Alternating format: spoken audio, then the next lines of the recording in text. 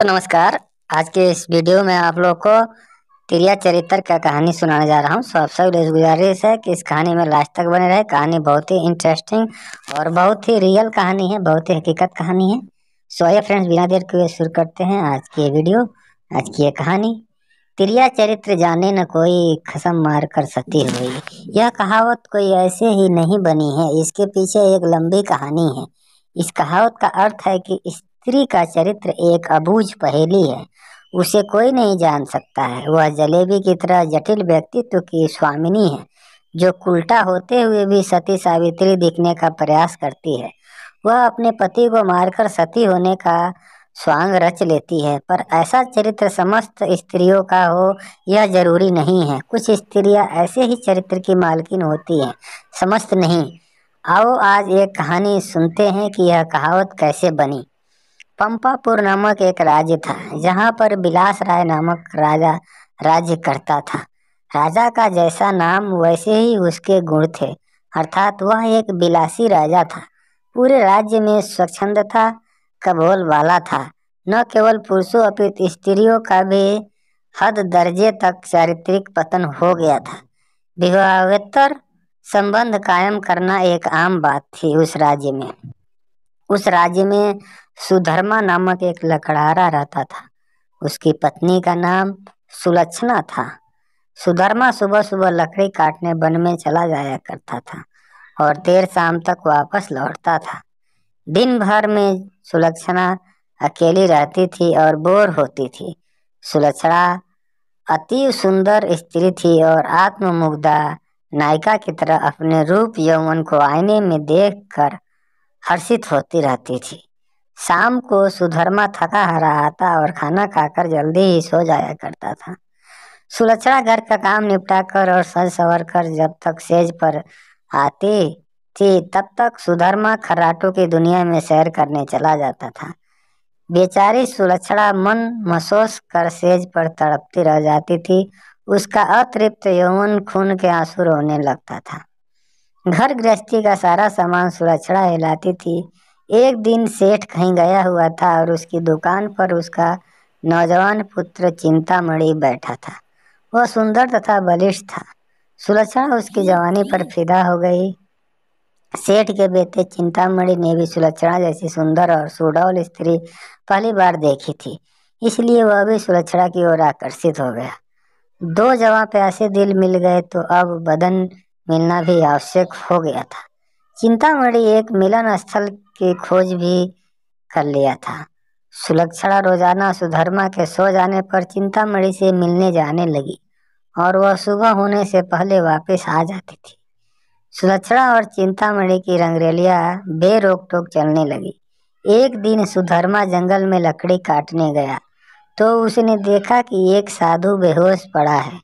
सुधर्मा ने उस साधु पर ठंडे जल के कुछ छींटे मारे तो साधु ने आंखें खोल दी। सुधर्मा ने साधु को बैठाया और ठंडा जल पिलाया तो उसमें कुछ जान आई। थोड़ी देर बाद उसे खाना भी खिलाया तो उसके बदन में थोड़ी ताजगी आ गई और वह चहलकदमी करने लग गया। सुधर्मा ने उस साधु से आग्रह किया कि कुछ दिन वह उसका आतिथ्य स्वीकार करे। सुधर्मा के आग्रह को साधु महाराज टाल नहीं सके और शाम को वे साधु महाराज सुधर्मा के साथ उसके घर आ गए। साधु को देखकर सुलक्षणा के तन बदन में आग लग गई। उसे लगा कि अब उसकी चोरी पकड़ी जा सकती है, इसलिए वह साधु को घर में नहीं रखने की जिद पर अड़ गई। सुधर्मा ने उसके सामने समर्पण करते हुए कह दिया कि साधु महाराज बस एक दो दिन ही रहेंगे। इस पर सुलक्षणा राजी हो गई। रात में सबने खाना खाया और साधु के लिए आंगन में चारपाई बिछा दी। सुधर्मा खाना खाने के तुरंत बाद ही सो गया था, लेकिन सुलक्षणा की आंखों में नींद कहाँ थी। वहां तो चिंतामणि की सूरत बसी हुई थी। उसका मन उड़कर चिंतामणि के पास चला गया, लेकिन चिंतामणि के पास चला गया मगर बदन तो सुधर्मा के घर में ही पड़ा था। यौवन को मन से ज्यादा तन की जरूरत होती है। सुलक्षणा को अपना बदन जलता हुआ महसूस होने लगा। उस आग बुझाने के लिए उसे चिंतामणि के सागर की आवश्यकता थी।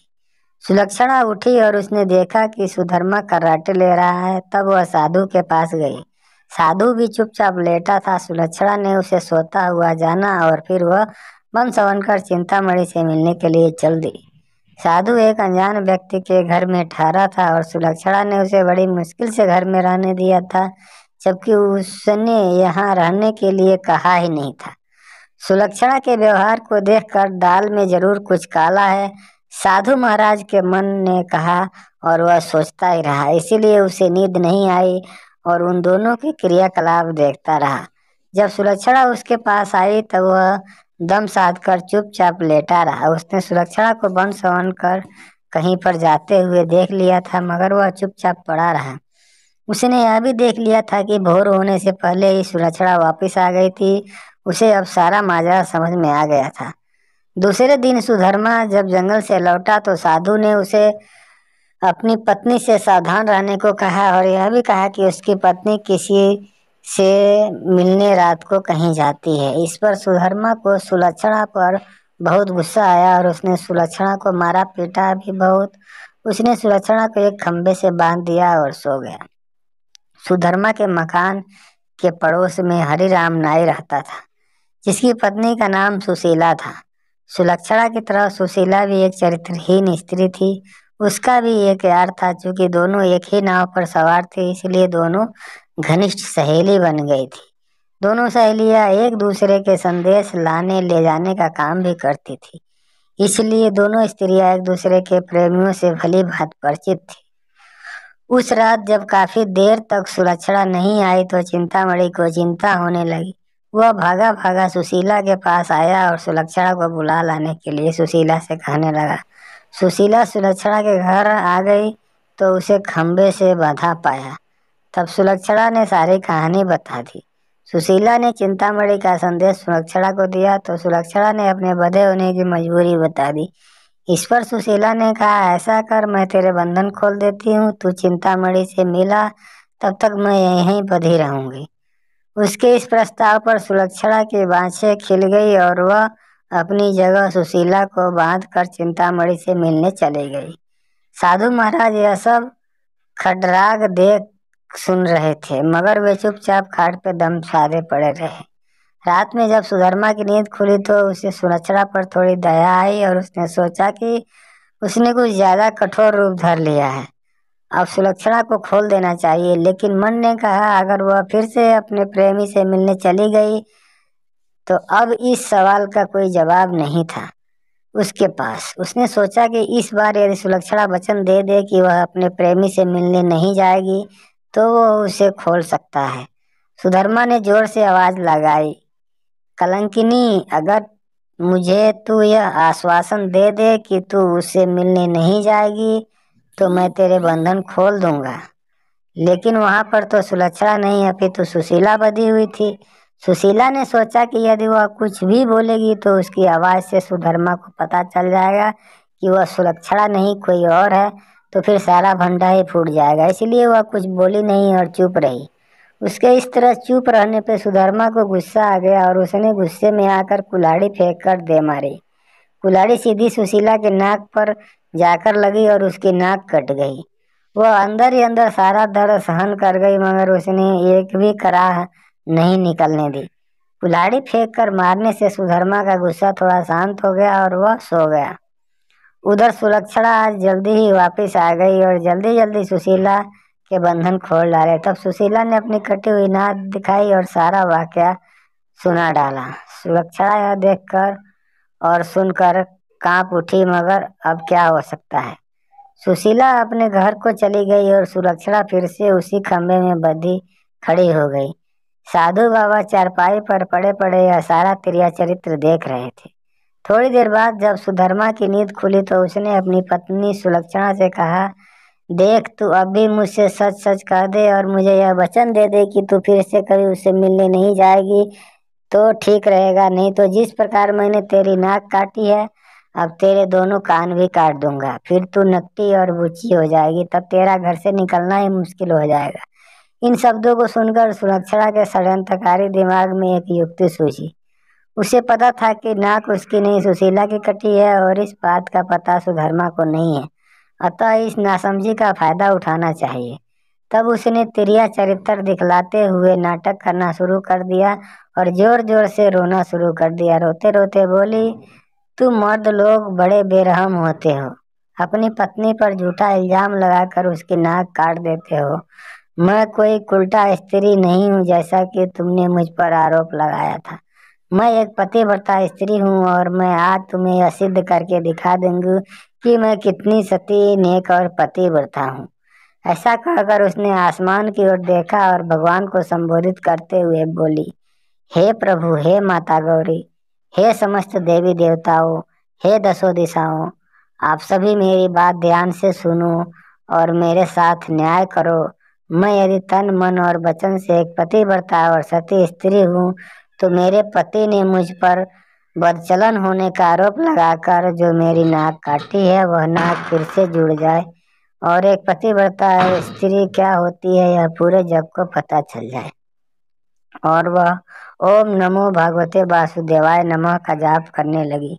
सुधर्मा यह सब देख और सुन रहा था। तभी 3-4 बार ही मंत्र का जाप हुआ था कि सुलक्षणा चीख पड़ी, मेरी नाक जुड़ गई, मेरी नाक पहले जैसी हो गई। हे भगवान, तेरा लाख शुक्र है जो तूने एक पतिव्रता स्त्री की लाज रख ली और मुझ पर बदचलन होने का झूठा आरोप जो मेरे पति ने लगाया था उसे खारिज कर दिया। मैं आपका यह उपकार जिंदगी भर नहीं भूलूंगी। भगवान और उससे नीचे धरती पर झुककर भगवान को प्रणाम किया। तब तक सुबह हो गई थी। सुधर्मा को उसकी बातों पर विश्वास नहीं हुआ, इसलिए वह उसे पास गया, उसकी नाक को छूकर देखा, वह पहले जैसी ही थी। वह सुलक्षणा को आश्चर्य से देखता ही रह गया और अपनी गलती पर पछताने लगा। उधर सुशीला ने अपने चेहरे पर एक कपड़ा इस तरह लगा लिया कि नाक दिखाई नहीं दे। सुबह होने पर नाई हरिराम अपनी दुकान जाने लगा तो उसने अपनी पेटी संभाली। उसमें एक बड़ा वाला उस्तरा नहीं था। उसने सुशीला से कहा कि बड़ा वाला उस्तरा ला दे। सुशीला नाक कटने से चिड़ी हुई सी थी। उसने हरिराम की तरफ एक चाकू फेंक दिया और कहा, ले यह ले तेरा बड़ा वाला उस्तरा। बड़े वाले उस्तरे की जगह चाकू देखकर हरिराम का पारा 7वें आसमान पर चढ़ गया। उसने अपनी पेटी खोली और एक छोटा उस्तरा निकाला और उसे सुशीला की ओर फेंक कर मारा। सुशीला की चाल कामयाब हो गई, वह यही तो चाहती थी। उसने उस्तरा हाथ में पकड़ा और जोर जोर से चिल्लाने लगी, अरे मेरी नाक काट दी, हाय मेरी नाक काट दी। उसकी आवाज सुनकर अड़ोसी पड़ोसी आ गए और वहां भीड़ लग गई।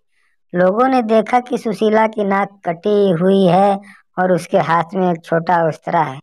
सुशीला कहे जा रही थी कि उसके पति ने उसे बदचलन बताकर बेवजह ही उसकी नाक इस उस्तरे से काट दी है। लोगों ने सुशीला की बात सही मान ली और हरिराम नाई की खूब धुनाई कर दी। इतनी देर में राजा के सिपाही आ गए और हरिराम को पकड़ कर ले गए।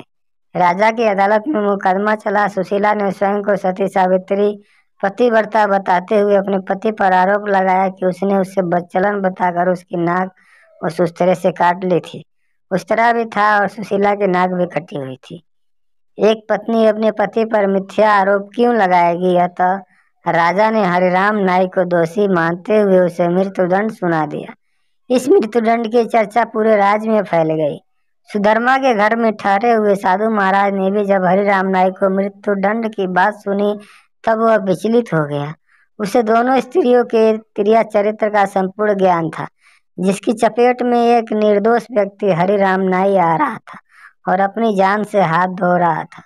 तब वह राजा के पास गया और संपूर्ण घटना चक्र राजा को कह सुनाया। राजा ने सुधर्मा और सुलक्षणा को दरबार में बुलाया और कड़क कर सारी बातें सच सच बताने के लिए कहा। तब सुलक्षणा और सुशीला ने सारी बातें सच सच बतला दी और अपने स्वांग को भी बता दिया। अब मामला पूरी तरह से साफ हो चुका था। दोनों स्त्रियों का अपराध सामने आ गया था और हरिराम नाई निर्दोष सिद्ध हो गया था। इस षड्यंत्र के लिए दोनों कुलटाओं को भीषण दंड दिया जाना था, लेकिन स्त्री, बालक और साधु को मृत्युदंड नहीं दिया जा सकता। इस शास्त्रीय विधान के अनुसार दोनों स्त्रियों के नाक कान काटकर उन्हें छोड़ दिया गया। इस पूरे वृतांत को देखकर साधु महाराज बोल पड़े, तिरिया चरित्र जाने न कोई, खसम मार कर सती हुई। तो फ्रेंड्स, कहानी कैसी लगी कमेंट के माध्यम से जरूर बताएं। मिलते हैं नेक्स्ट वीडियो में कई नई कहानी के साथ। तब तक के लिए अपना बहुत बहुत ख्याल रखिए। Thank you. जय हिंद, जय भारत, वंदे मातरम।